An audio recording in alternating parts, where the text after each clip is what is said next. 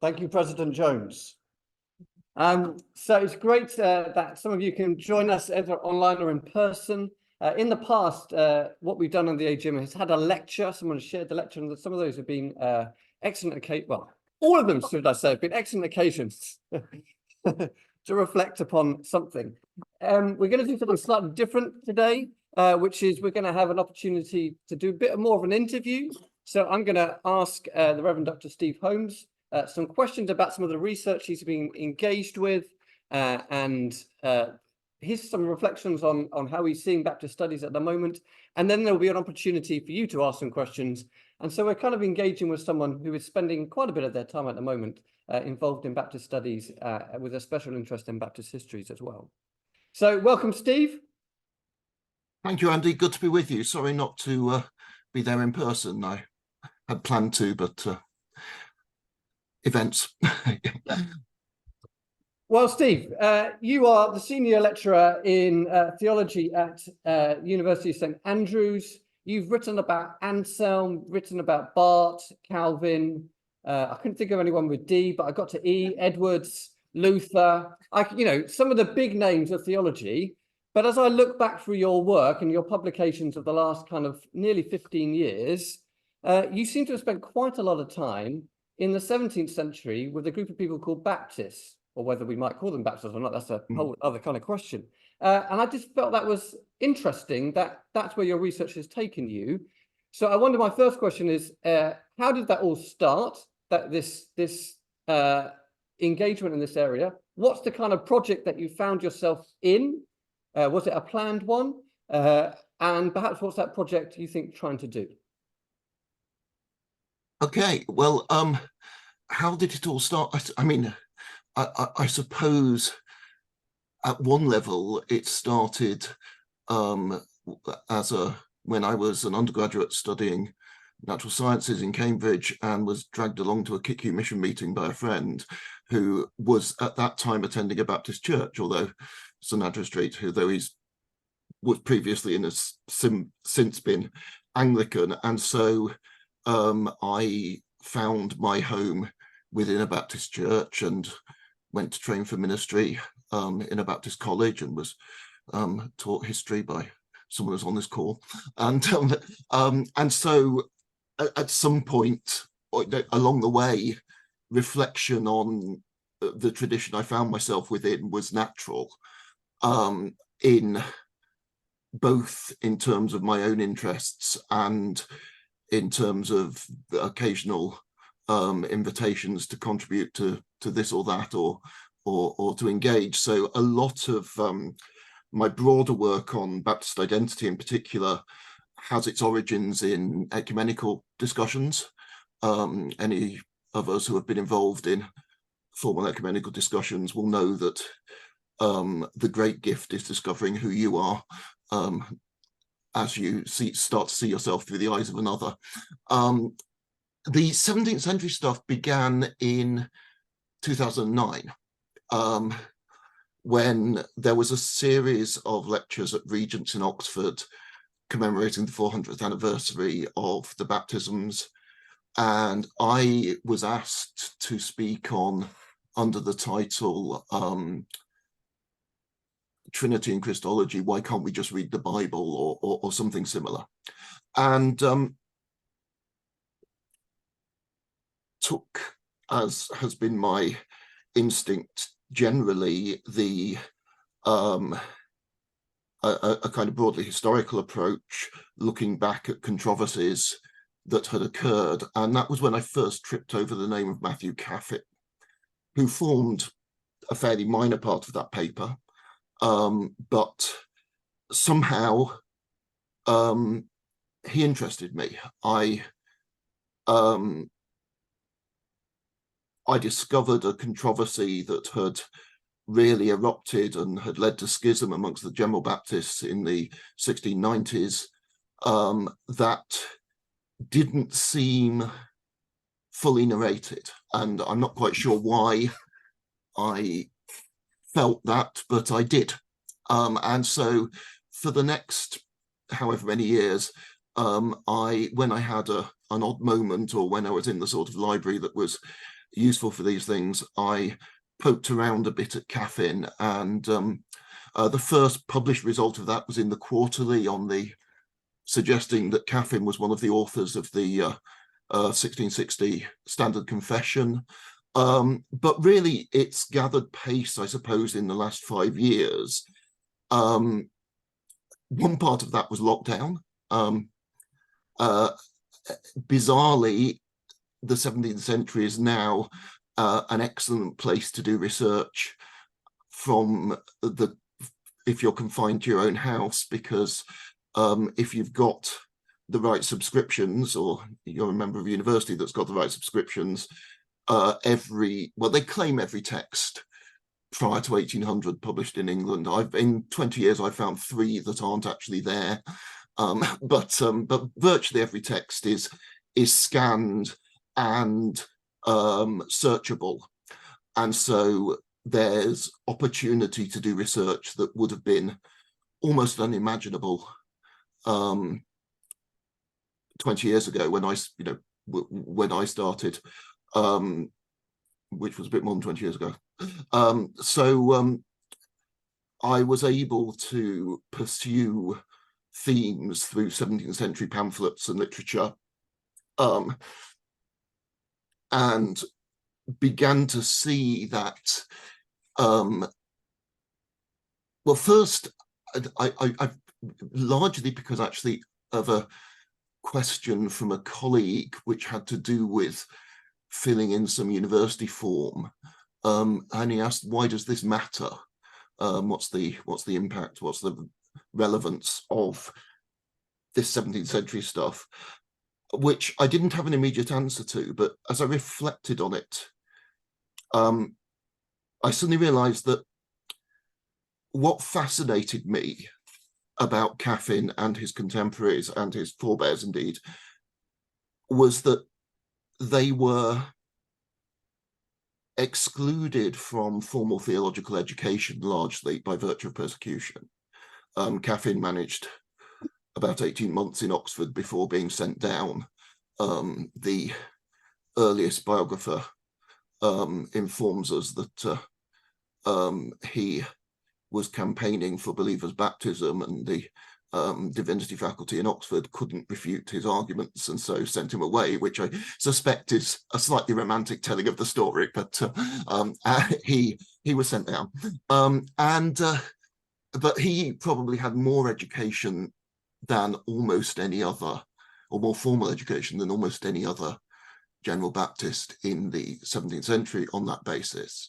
And as a result, you get a bunch of people who don't know the standard categories of dogmatic theology and are trying to engage with clearly dogmatic questions with a Bible and their own imagination to some extent.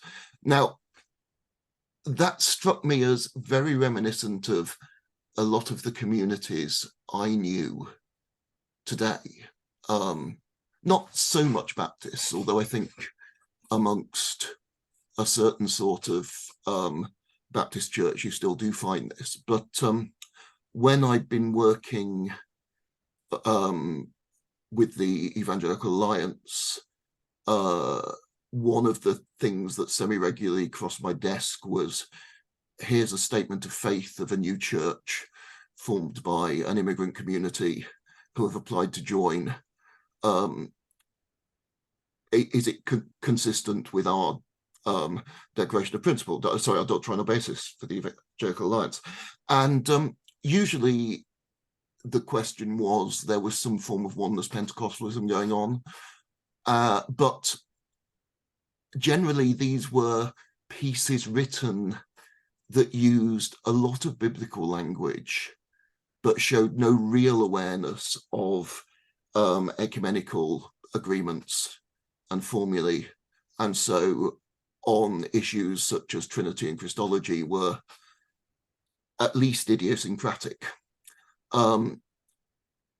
I've had the privilege of, over the years, of talking to a number of groups and individuals who have been ministering in places where either Christianity or at least Baptist Christianity is illegal. And I've discovered similar communities there. And it struck me that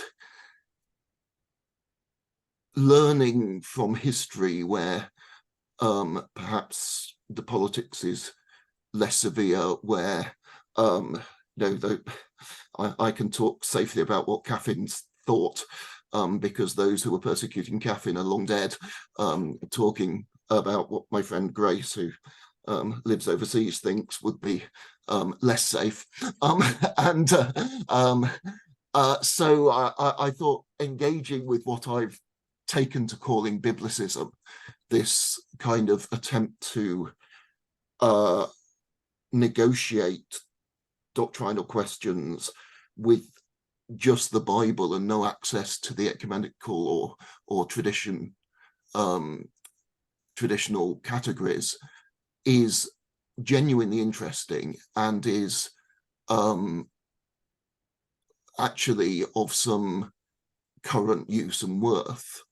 And that was why I came to be convinced that was why the Caffin affair in the 1690s had not been adequately narrated. What we had to do to make sense of the argument was almost put aside everything we knew about the right way to do theology and to try to recover the idiosyncratic ways of doing things that they were inventing. One result of that, which I think is probably the single most interesting and where I think the project is now going to land in some sort of final form, was seeing that there are actually, in Christology and atonement at least, very idiosyncratic Mennonite ideas that I think we can show that Smith and Helwys got from the Waterlanders, but that are still being held and propagated. In the case of the Christology, it's controversial, and that's Caffin. But actually, the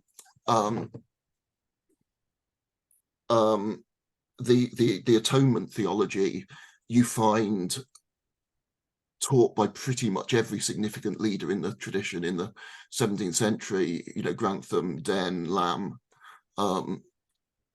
make your list. And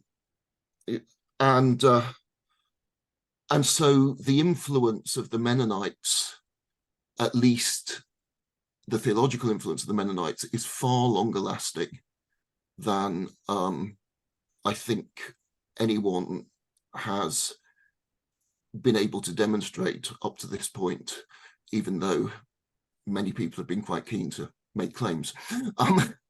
So yeah, that's so the project, which had a kind of a small beginning, has become a much bigger project, which I guess in one sense, seeing some of the articles that you published in Baptist Quarterly, which are, I think, open access, so you can go and enjoy them at your own leisure, has ended up not just going to Caffin, but almost all the way back to the beginning of the Baptist movement in the 17th century. And you're seeking to tell that story differently, and for us to understand the theology differently. Is that's yeah. So one of the things I found just looking at Caffin was 17th century Baptist historiography, particularly the first half of the 17th century, is at the moment in something of a state of flux. And the key driver really for this was Stephen Wright's 2006 book on he was writing about Baptists generally, not just the generals, but up to about 1640. Wright had done a lot of very significant work with court records and the like.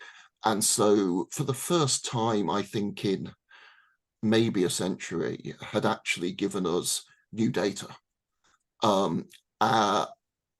His reconstructions, I don't think, are convincing in various ways, but he starts asking some serious questions, proposes, for instance, that there is no link between the Church of Helwys and Merton that comes back from exile in 1612, and the Church of Lamb at Bell's Alley that we find first mentioned in about 1641.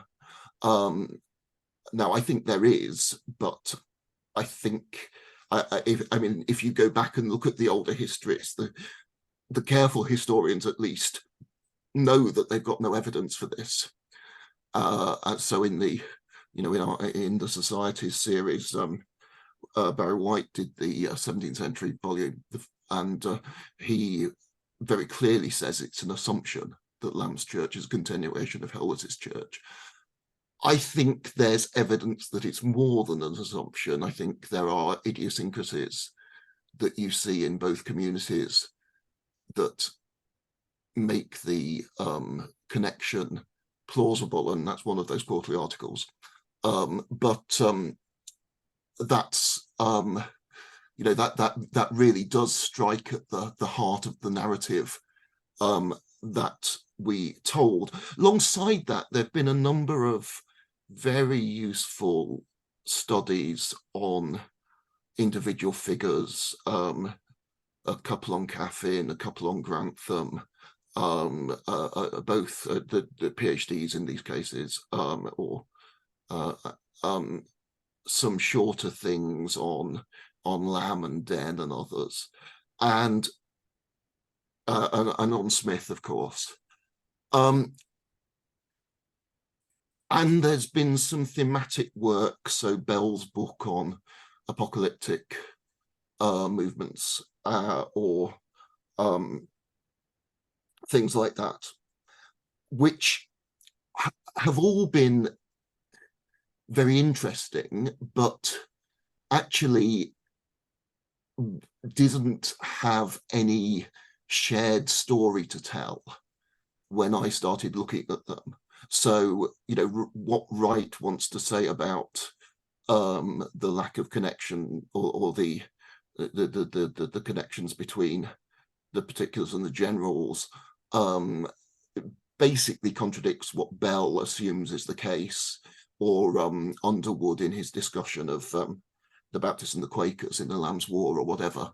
And so, while I still thought I was writing on Caffin, which I don't particularly think anymore, he'll be there, but he's not the hero of the story anymore.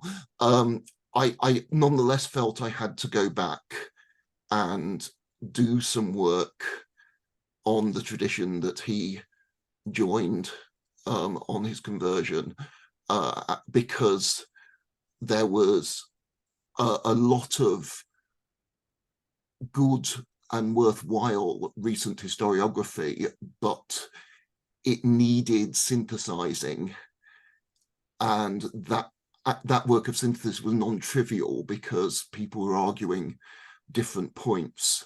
The most striking, perhaps, is Matthew Bingham's PhD and monograph, and some articles that he's followed it up with, where he's trying to construct an account of the 17th century radicals, where first of all, we should not lump together the General Baptists and the particular Baptists. This was his PhD and his monograph, because they had no real relationship to each other.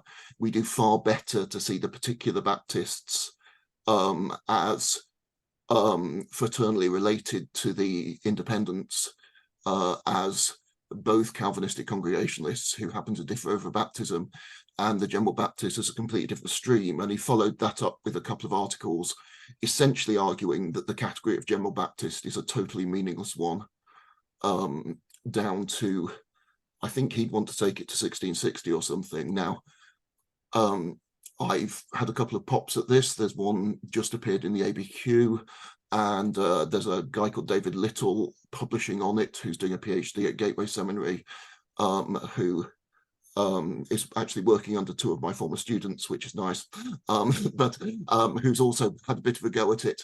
And I don't think Bingham's going to come out well, or Bingham's theories are going to come out well, but it's, you know,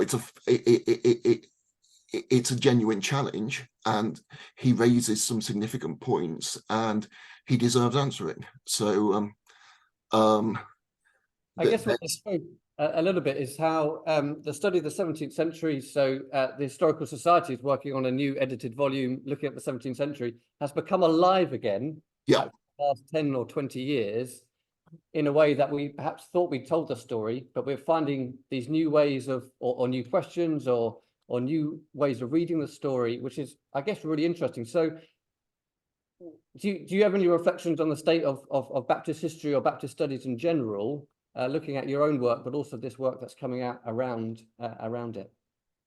So, I mean, I think two things have driven the recent Renaissance or resurgence or revisionism, whatever, or some other word begin with R.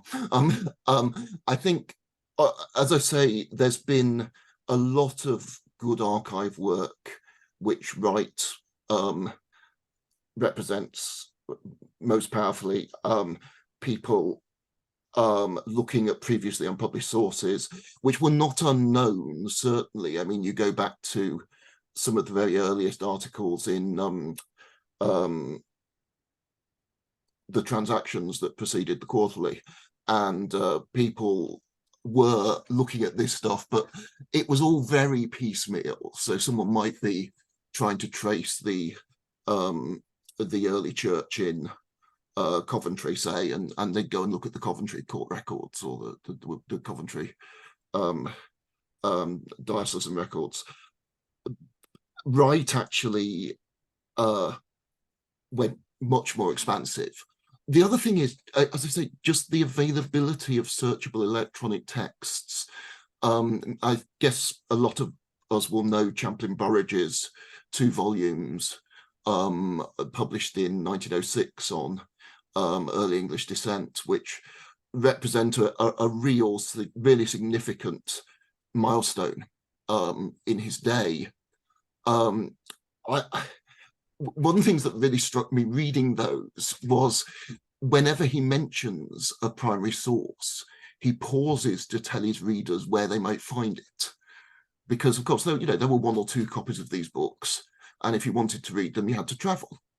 And these are things that I can call up on my screen in less than a second. And so there's a delightful bit in Burridge where it's John Smith's Pattern of True Prayer, published in 1607, maybe, where when he was still an Anglican, but clearly on his way towards separatism. Burridge quotes some earlier Baptist historian as saying, no copies have survived, and then comments, Professor so-and-so is in fact somewhat mistaken. There's a copy in the Cathedral Library in Lincoln, there's a copy in the Angers, of course, and then he says, and there's a copy in my own collection. You suspect he enjoyed writing. But things like, so in pursuing Christologies, at one point I wanted to know whether anybody in 17th century England really knew what Caspar Schwenkfeld had taught Christologically. Now, to do that a generation ago, you would have needed a lifetime of traveling around, trawling specialist libraries, and either an absolutely encyclopedic memory or an astonishingly well done note and index system. I could do it, at least to my own satisfaction. I've pushed a bit further before I've published anything on it, but to my own satisfaction, it took me about 3 hours. And to be honest, 2 of those hours are down to the fact that orthography, spelling is not standardized in the 17th century. And so in searching these texts, you have to be quite aware of the different ways. You know, in using electronic search tools, you have to be quite aware of the range of different ways that a word might appear. It turns out that there was one person who, an Anglican priest, who did know what Schwenfeld was talking about and compared him, claimed that Schwenfeld and his followers were New Eutychians. And I think probably almost the only person who read this book was Thomas Monk, the General Baptist, who then published his Cure for the Cankering Error of the New Eutychians, nicking that title, which is his rebuttal of caffeine, although he never actually names caffeine within it. So yeah, I think we have got new stuff, and that I think you see, if you read the history from Crosby down, or that you get evidence put on the table, and then you get a period of people rearranging that evidence into different patterns, which becomes quite stale quite quickly, and then someone puts some new evidence on the table. And I think we're in one of those places where there's some new evidence just arrived, and so it's possible to make some original and interesting claims, because you've got data that people didn't have 30 years ago. Rereading your first foray into this on Christology from Exploring Baptist Origins book, I think the other thing that reminded me is that these engagements back into the 17th century, or it could be the 18th or 19th, even perhaps the 20th now, because we're on the 21st, can actually also now speak into present day kind of things that we're engaging with within the Baptist community, maybe even wider in the theological community. And so, you know, to go back to an earlier comment, when you were asked by your colleague, Steve, why are you spending so much time on this? Really, you should be spending your time. I'm guessing that maybe behind that question was you should be spending your time elsewhere. Actually, you're discovering, and perhaps others have been discovering in some of these engagements, is actually these can speak very much into our present. Yeah, no, he was. I apologize to anyone who knows it for using this language, but it happened to be his job to try to encourage us all to have a good ref submission, and things get rated on 3 criteria, which are originality, rigorousness, I think, and it's not rigorousness, but it means that, and significance. And so he was trying to encourage us all to spend time explaining why our work was significant, which is not something I think that comes naturally to those of us who aren't American. And Bill is American, he kind of concluded his advice with if you feel just slightly dirty and sick when you've finished writing the last page, then you've done it right. Yeah, so but no, I mean,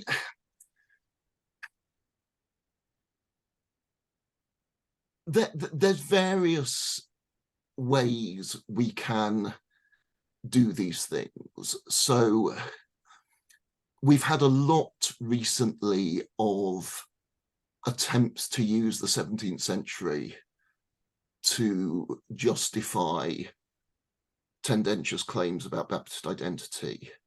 But tendentious is too rude, but so, you know, you could look at some of the early Anabaptist network stuff in this country where, well, really we came out of the Anabaptists, so that's who we should be today. And I guess in a slightly less or slightly more considered way. McClendon's doing that with his small B Baptist tradition in the States. More recently, the desire to say, real Baptists are Puritans, Calvinists, and the General Baptists are the outliers, has been quite strong both sides of the Atlantic. And the most recent thing I've published is, in fact, Brian just told me in the chat that it's out. I was aware it was on its way, but I've not seen it yet. But is in the American Baptist Quarterly, which is a long piece responding to Bingham, which Curtis Freeman, who edits it, actually asked me to write because he said he was seeing so many people pointing to Bingham and saying, look, to be properly Baptist is to be Reformed, and wanted. Now, I mean, I talk a lot about tradition, but always in a McIntyrean sense, that a tradition is a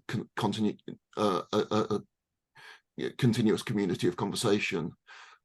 So I see no plausible argument from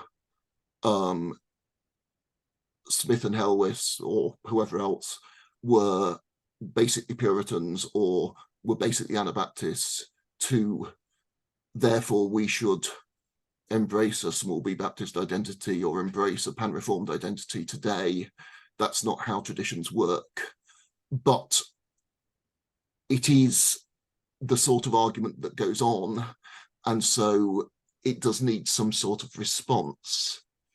I think for me, the more interesting thing is the repeating patterns. So, as I say, I suddenly realized that the reason Caffin fascinated me was he was doing stuff that I could see people doing today. And I thought by both looking at him and looking at his scholarly reception, I could perhaps say some things about how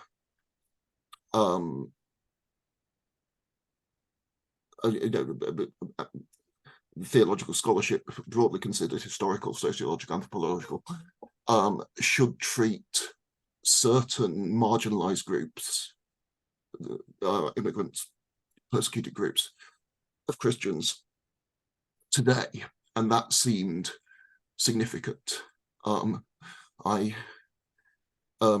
gave a short paper a couple of years back at the Society for the Study of Theology conference, which started in Menno. I've actually published translations of Dutch texts, my own, which was something I never thought I was going to do when I started down this, but Menno's only available in Dutch, really. But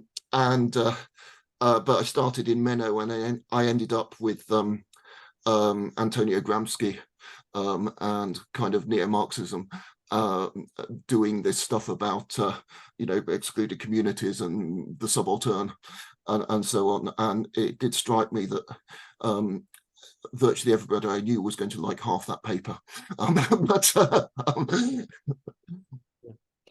Thank you, Steve. I'm going to open it up to others who may want to ask a question around the research that you have done, or more general questions around this study of Baptist history and Baptist studies. David's got his hand up on screen. David Bempton. Thank you. Steve, can we call any 17th century Baptists the holders of a oneness theology? It's in oneness Pentecostalism, or? In the sense that oneness Pentecostals since the First World War have been.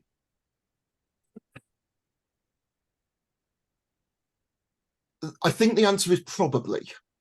And that in two ways.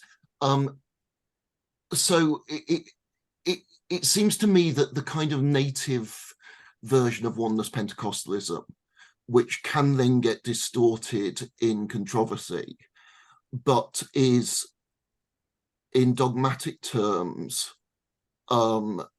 really a reading of economy and a refusal to make the jump from economy to eternity. So I think of some of these statements of faith of churches I was sent, and they'd start by saying there is one God and quoting Deuteronomy 6, and then they'd go on to talk about the coming of Jesus and the sending of the Spirit, but they would not give any sort of specification about how the coming of Jesus and the sending of the Spirit related to the interior eternal life of the one God. And my general comment was, if they're going to deny that there's any connection, then I think we have a problem. If they merely fail to affirm it, then I think probably generosity wins out. But I would imagine that there were Baptists who, if you could interrogate them, would have had that sort of view, although I can't immediately name one. Jeffrey's whole faith of man is certainly consistent with a view like that. He doesn't delve into the Trinitarian questions at all. But that's just, he doesn't delve into the Trinitarian questions at all. There was an article in the the second point I was going to make was there is the little group who, and I've lost the name, split off from the Helwys Merton Church in the 1620s on Trinitarian Christological questions, who we only know because of letters they sent to the Mennonites, and they seem to be anti-Trinitarian in some way, but quite exactly what they believed, I think, is probably lost to us. There's a manuscript in the British Library that talks a bit about them, but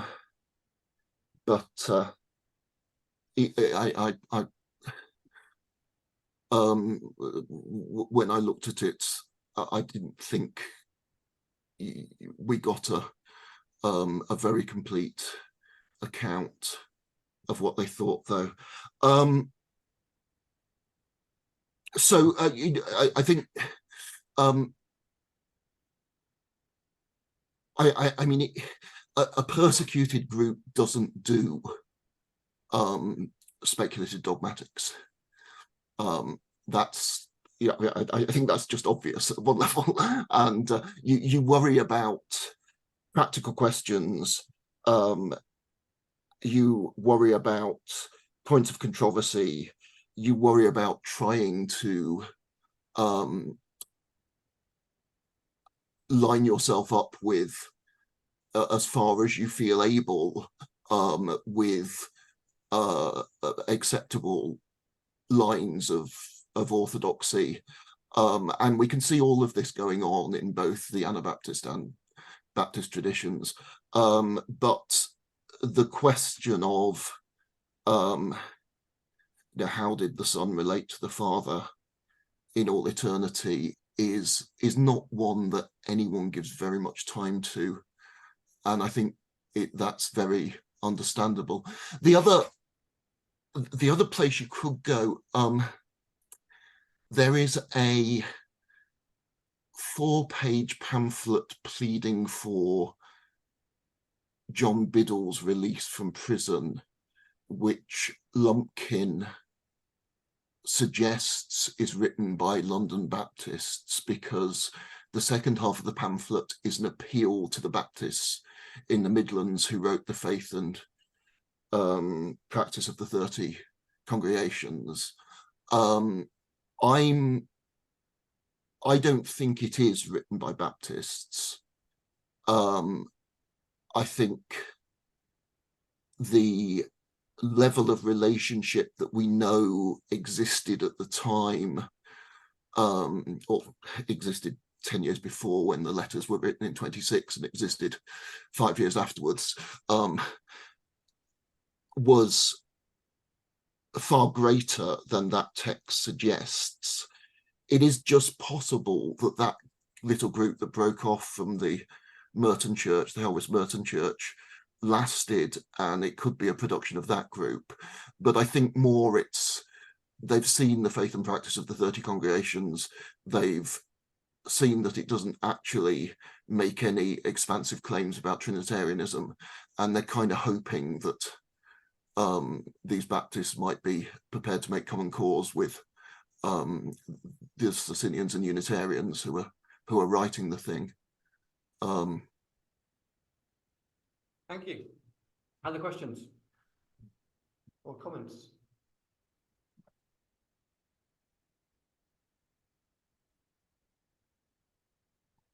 Since I'm always thrilled if anyone mentions Caspar, Steve, Yeah.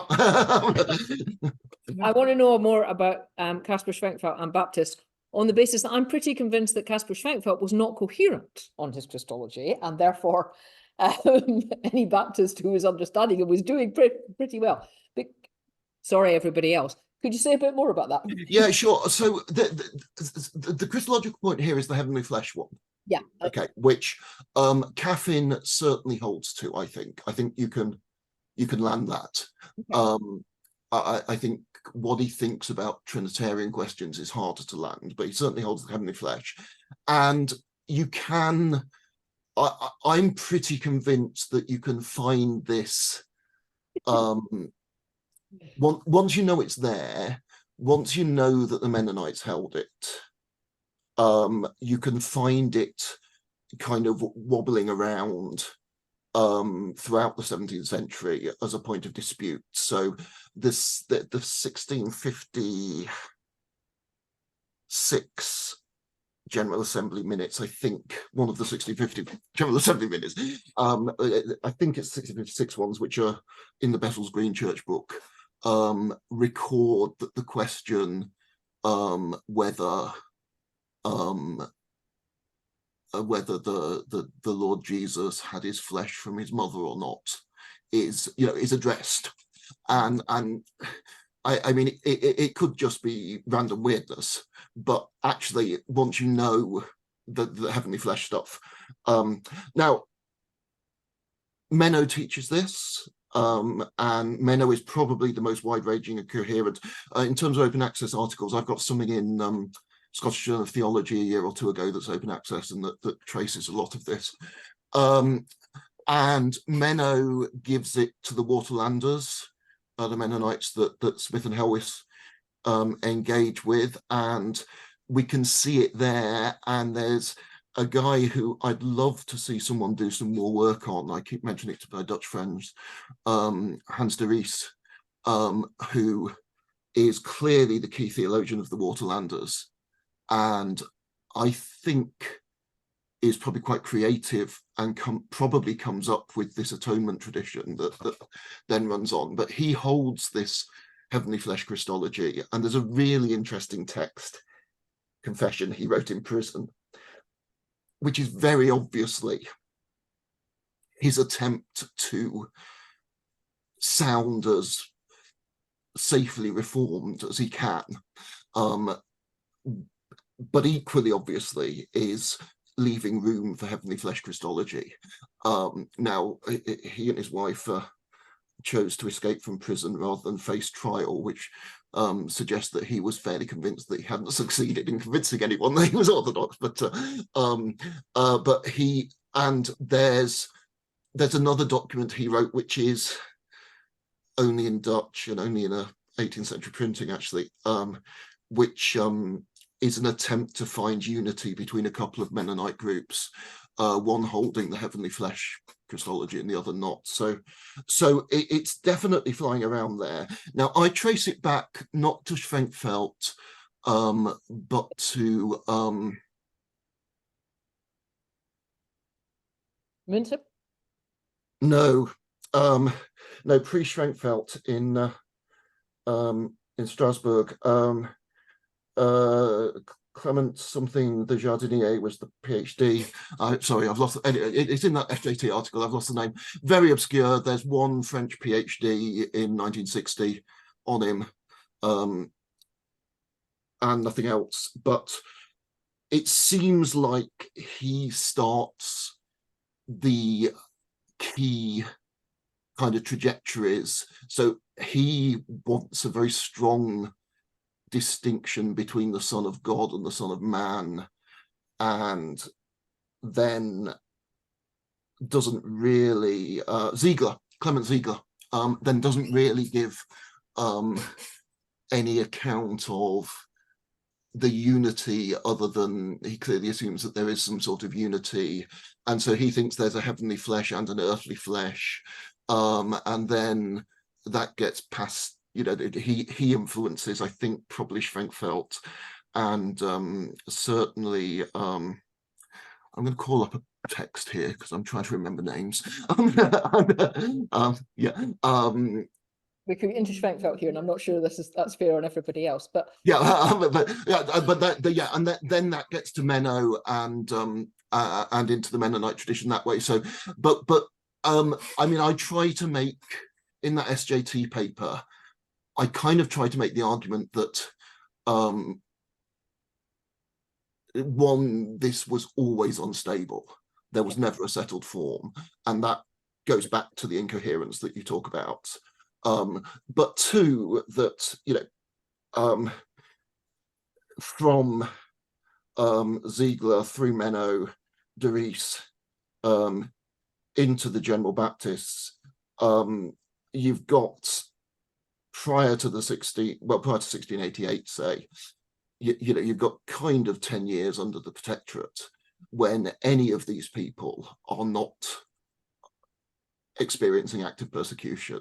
And so the fact that they didn't sit down and work out, you know, the formal syllogisms of their Christology, I'm not sure is something that we can be too critical of. So I kind of end up saying, you know, if in some sort of alternative history there had been a settled Anabaptist university tradition for 200 years, what would this have looked like? And I genuinely don't know the answer, but I'm not prepared to say it wouldn't have worked. Yeah, but yes, I mean, I think Menno does it better than anyone.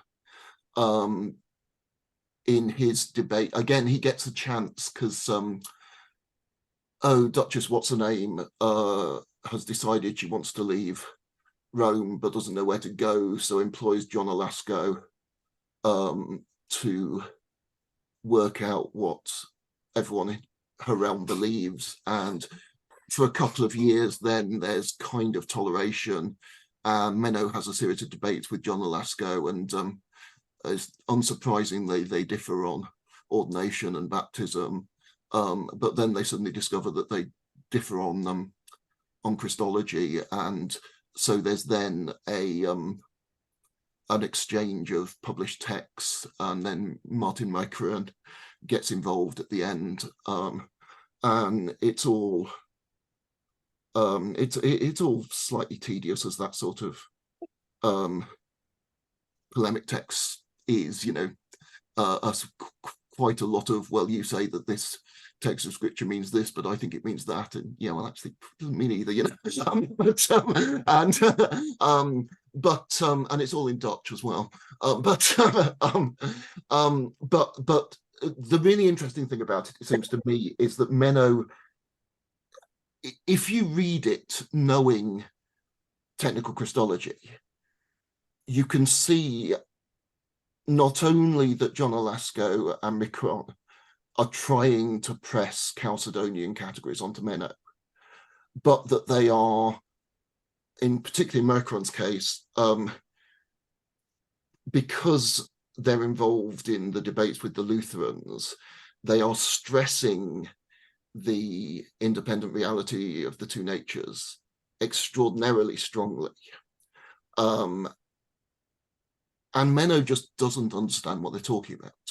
I mean, he thinks, he quotes Micron on the two natures, and clearly hears him as being straightforwardly Nestorian in classical terms, and then quotes what to me is fairly obviously Micron's explanation of the anhypostatic nature of the human person of Christ. And Menno simply thinks he's spouting nonsense. And he just doesn't know that was a person that existed in all eternity before with the Father in the Son, but that was no person that was assumed in. He kind of ends with "Where is the philosopher of this age?" type stuff, and it's a really and I mean the other way round too. If you know the Heavenly Flesh tradition, then you can read Alasko and Micron as just not hearing. So it seems to me that from Ziegler down, one of the things they're all wanting to say, they're wanting to take John 1:14 as kind of their control text. The word became flesh, but they want to talk about an immutable becoming. So there is no change, but there is becoming. And nobody gets that. They're very strong on it, and increasingly so, but nobody hears them saying that. Now maybe that's maybe that's an impossible concept, but I don't think it's a more impossible concept than some of the ones in classical conciliar Christology. Another question or anyone from anyone? I wondered if we could jump a few centuries and simply ask you how you were able to crack the code of Fuller's sermons. I mean, Yeah, so how did you actually figure out what the code was? I'm interested. yeah, so some of you will know that. So we've got Fuller's shorthand, and there is something that describes itself as a key put in the front of the first volume of the sermons in Bristol. And like everybody else who'd looked at it, I looked at this key and looked at the shorthand and thought this makes no sense at all. But I then started going through the shorthand material, making notes on, because he did write in non-shorthand the text he was preaching on and dates, and there's one or two things about where he makes notes about where he's preached and where he's repreached the sermons, and I just thought, there is some information here that I can access. So I just started going through these bodies of manuscript that I couldn't read, looking at the odd word that I could read. And then about 200 leaves into the first book is a single page of, I mean, I could say I'm a wonderfully diligent researcher, etc. No, I'd given myself a day in Bristol. I had nothing else to do. I had a flight booked that evening,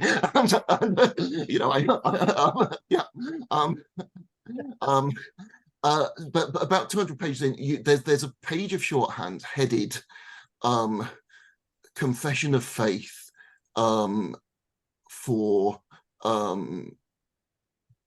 Kettering or with a date, and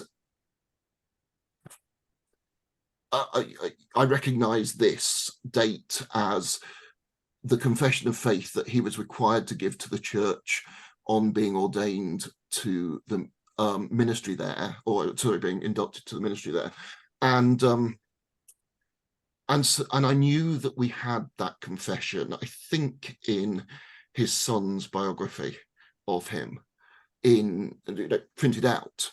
So I thought, well, okay, I've got this thing that claims to be a key, and I've got what would seem to be the same text in the shorthand and in print. There's a possibility of doing something here.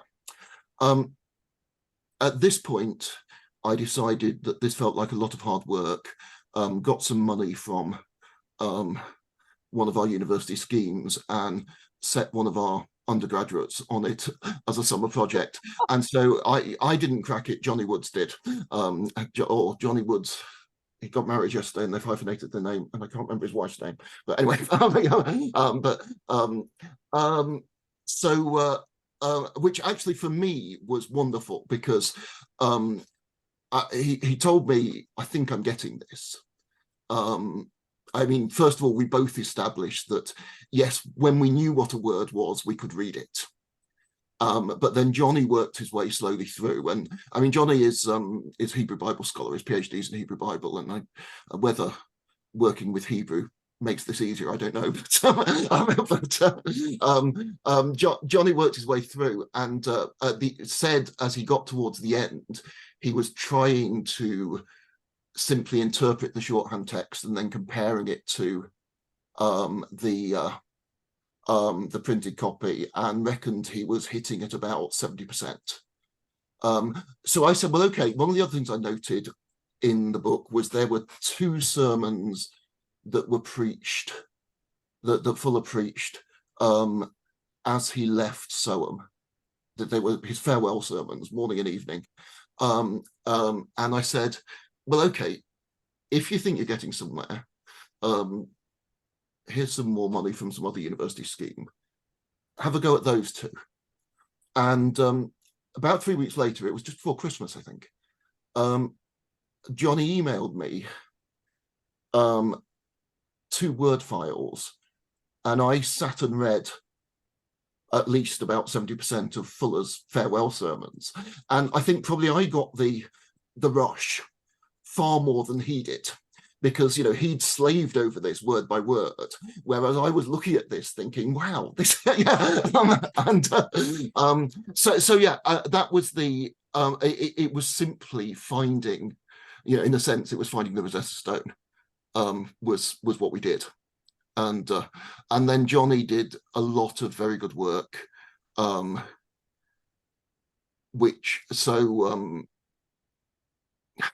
again, maybe it's because he's Hebraist, but Fuller does indicate vowels using things very close to Hebrew vowel points occasionally in his shorthand. Most of it's like classic shorthand, just consonants. But where he thinks there's a need, he indicates a vowel. And Johnny spotted, it's usually just a dot, but Johnny spotted that if the dot was right at the top of the line, it was an A, then E, then I, then O, then U, kind of, so that the height of the dot made a difference, which wasn't pointed out anywhere, but you know, was something. And you know, we had our moments. I mean, we were looking at one of the farewell sermons together before we sent them to the quarterly, and Johnny said, it says Brangles. And I said, no, it looks like it says Brangles, but it doesn't say Brangles, because Brangles isn't a word. And we went round a bit, and Johnny said, it really does say Brangles.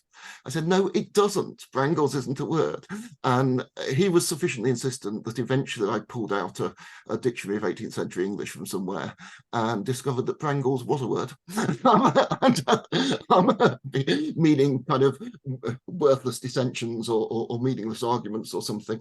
Then on another sermon, he came to me having had his first go, and he said, and there's these signs, I really can't work out what they're doing.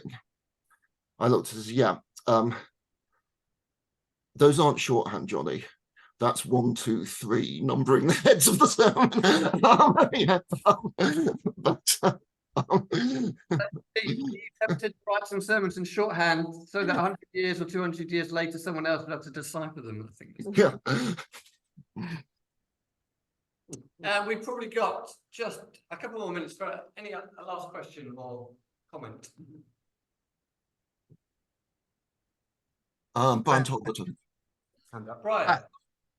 Yeah, first of all, thank you for your ABQ article. I really enjoyed reading it. And I'm really pleased that you've been doing this work in these articles. And maybe I'm a little slightly prejudiced when I tend to agree with what you've written and be more favourable, but I think it's really great work, and I think it's exciting seeing all the work that's being done on this century. And I think we are actually gaining ground in our understanding of our Baptist ancestors through this work. So a big thank you to you for taking it further forward, and I look forward to your book next year. which will be really good. On Hopefully. the Fuller, on the Fuller sermons, are they going to be published? I know there's the Michael Haking's team doing the critical works of Fuller. Is there any? So I was supposed to be doing the sermons for that set of critical works. It was supposed to be a relatively easy job because we got the published sermons, and you know I'd been and checked the early editions, and there was no real texture instability. So it was just a case of here's the published sermons. And it was because I was doing that I thought I ought to at least have had a look in Bristol, expecting to find nothing, and then found rather more than nothing, and that delayed everything. It's I think I've had some health issues over the last 3 years, and essentially I've stopped on that. I think Pete Morden's got a student in Bristol who Johnny's been talking to, and I hope something will happen, but I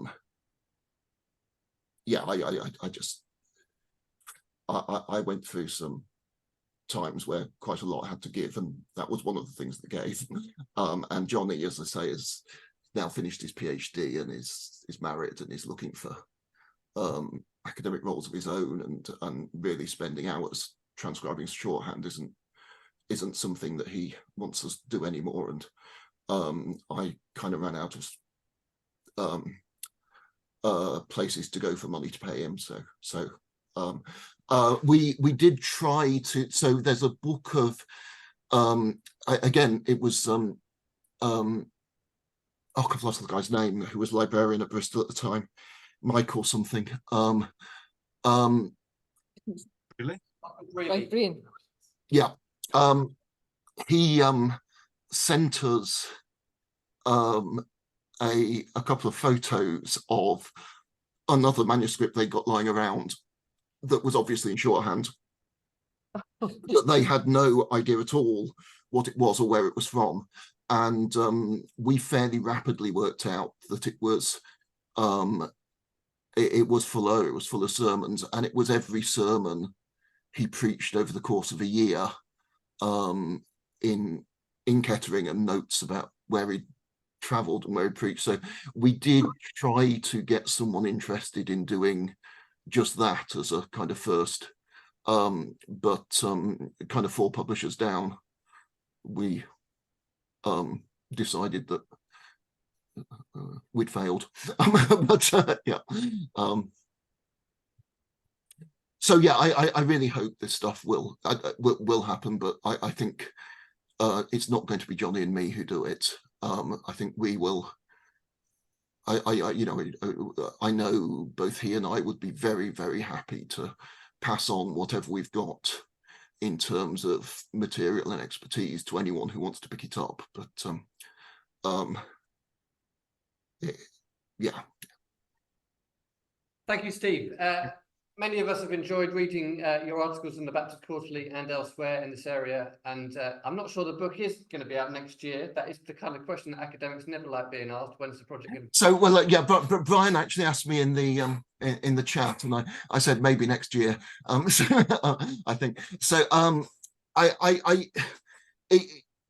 mean, again, I've had an interesting health journey recently, and because I started trying to write a book about caffeine, I kept on trying to write a book about caffeine, and probably only about a year ago finally realized that I wasn't writing a book about caffeine, and it had to be about the General Baptists more widely, which of course meant going. So I got about 60,000 words on, which was about all sorts of things, but was intended to be a book about caffeine, and all of that now needs rewriting. Yeah. So I've been chatting to Dave Nelson at Baylor, and hopefully they'll do it, and hopefully it will be done relatively soon. But yeah, it's yeah.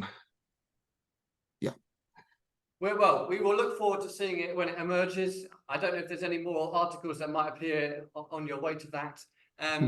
We also look forward to the book that the Society is working on, this edited in the 17th century, to say that the 17th century is back alive as a place to study. And as you said, it's really easy to do now. You just need a computer and you can just do it at home in a couple of minutes or hours. So I think that's the excitement, that Baptist history and Baptist studies remain something that is finding new people to engage with and new things to be said and to be read differently and revisited.